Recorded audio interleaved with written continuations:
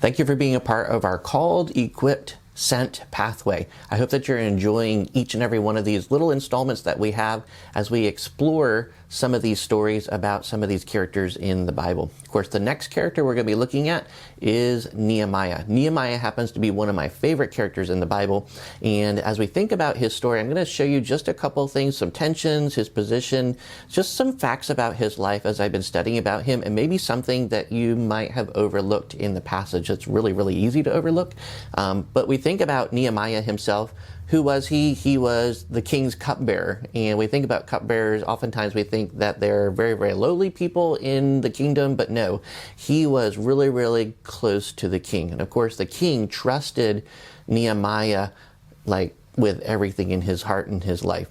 And we think about Nehemiah too. He had some intense, strong desires for the people of Jerusalem. Of course, that's his people back home.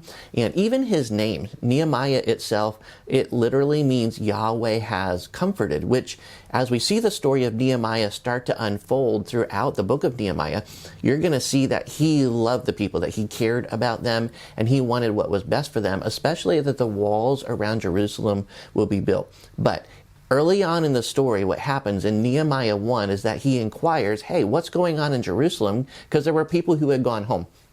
And he found out that the walls around Jerusalem were still down, lying in waste, and the people were not protected. And so because of that, Nehemiah wept. Now, we're going to be focusing specifically on that at our next service. But we think a little bit more in the passage itself that Nehemiah first heard what was happening in Jerusalem in December.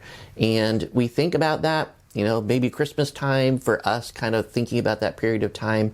But then what he did specifically, and this is one of the details that sometimes we miss, is that he prayed and he brought that request, that burden to the Lord for about 4 months. It was about April then that he actually talked to King Artaxerxes about what it is that God had laid on his heart. Do you ever have a burden or something that's on your heart? It's like, man, we've got to take care of this right now. And oftentimes we want to jump the gun or we want to take control of something. I think we're all natural at being control freaks in our lives, are we not? And Nehemiah, he was a patient man. He had a deep desire that was on his heart that God had given to him, but he also waited for God to be able to work through it at just the right time, at just the right moment, for God to use him, to be able to speak to him. And then, because he waited on God was able to unfold the rest of the story that we're going to see in the book of Nehemiah. So I hope that'll be a blessing and an encouragement to you. I don't know what you're facing today or what you might be going through, but I know oftentimes we want to take life by the horns, do we not?